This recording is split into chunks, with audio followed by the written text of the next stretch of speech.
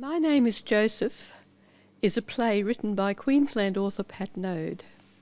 The narrative is told through the voices of 8 characters. Together, they speak for 4 generations of one family who lived, loved, procreated, worked and died in this country between the years of 1829 and 1997. There are thousands and thousands of family stories which together weave the tapestry of Australia's history. Many of them are just like this one. We hope you enjoy it.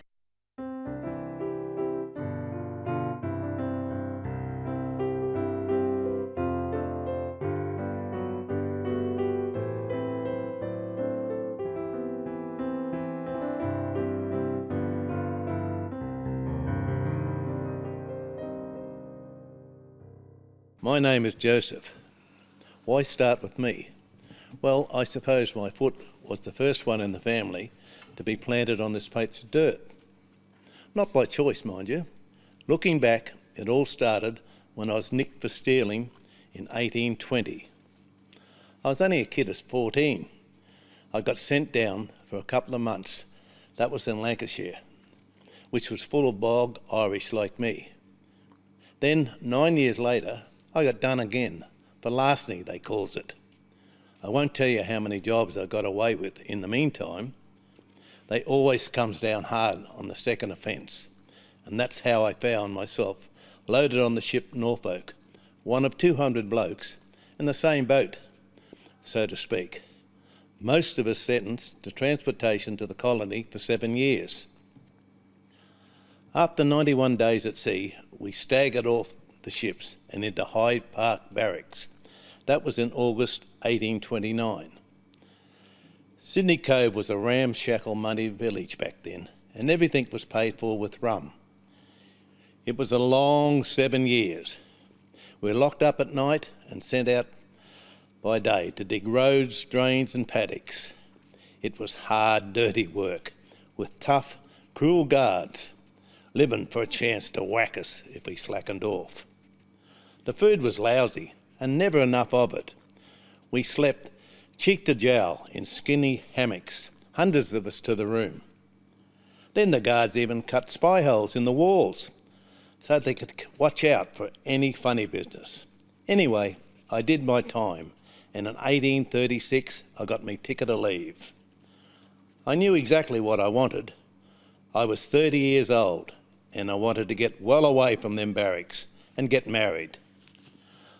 Not so easy then, when there were 7 men to every woman in the colony. Then I met Fanny. My name is Fanny.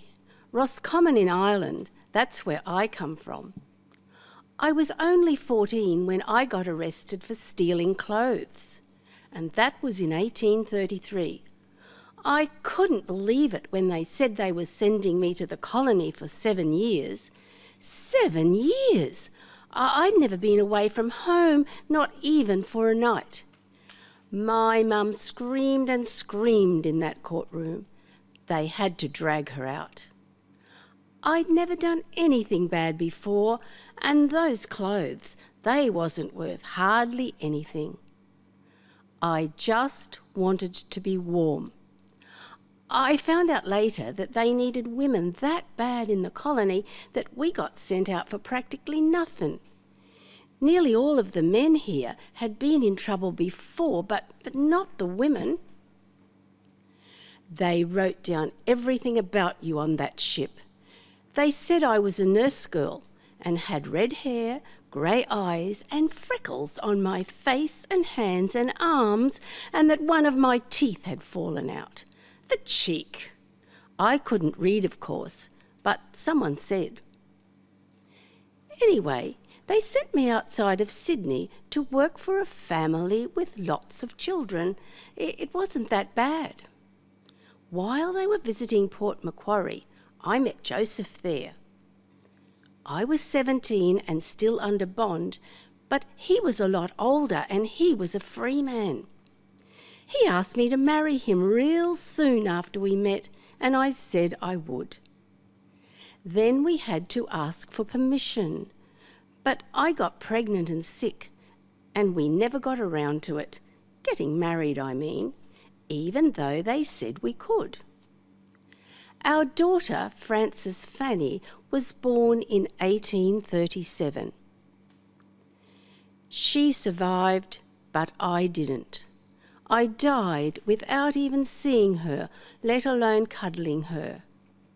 They buried me in Port Macquarie. I think it's called the Historical Cemetery now. I was just 18 years old. It wasn't much of a life, was it?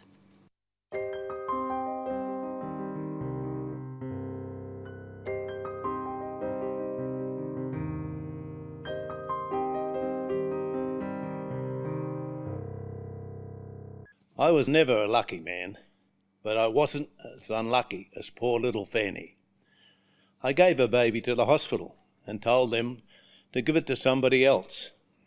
What would I do with the baby? A kind family from Sydney adopted her. So she was lucky in the end, wasn't she? Even if we wasn't. I knew I could get a grant of land at Patrick's Plains. That's called Singleton today. But you needed a family to work a farm. Women were real scarce around Port Macquarie. So I went back to Sydney Cove, where you could meet the ships coming in from the old country. There was hundreds of men hanging around, trying to grab the girls as they come off them boats. It was like a cattle market. I knew what I was looking for. I wanted a strong woman who could bear children, look after them, and do her share of work. But then, so did all the other blokes. We Irish Catholics stuck together in the British colony, and God-fearing or not, we used to meet up at the church on Sunday. Then one day, the priest said he'd a letter for me. God, you could have knocked me over. None of us could read or write. My father had got his priest to write to the Catholic Church in Sydney, and that's how they found me. And that's how it happened then. I hardly knew my father. He'd cleared off back to Ireland when I was a kid. But the letter said he'd had another son, my half-brother, Daniel, and he'd got sent down to the colony and to look out for him. So I did, and Daniel became a great mate. It was good to have family around. Not many of us did. Daniel had signed up for the army in Ireland and got sent to India, where he punched up his sergeant, and that got him 7 years hard labour out here. It didn't take me long to find out that Daniel liked hitting the grog and had a fierce temper. The British sent a convict ship out to India to pick up half the army by the sound of it, because it was full of army men who'd been kicked out. I was 36 when I finally got married to Catherine, not long after she got here. Daniel was our witness, and I was his when he married Mary later in the same year, and that was 1842. Catherine and I had 12 children together. It was mostly just rags and scraps for them kids, and we put them to work as soon as they were any use. But however tough the going got, I always lived within the law in my new country, not like that Irishman Daniel, in and out of prison for a lifetime. Catherine and I lived long lives and saw our family marry and have kids of their own. 4 of ours died before we did. My gravestone is in Singleton Cemetery. It says I was 82 when I died in 1888. My death certificate says I was 86. That was down to my son John. He never learned to read or write, and probably couldn't count neither. My death certificate has his big X on it, and wrong into the bargain. Pity there wasn't much schooling around. When I think on it, maybe I wasn't so unlucky after all. Maybe being sent to the colony all those years back wasn't the worst thing that could have happened to me.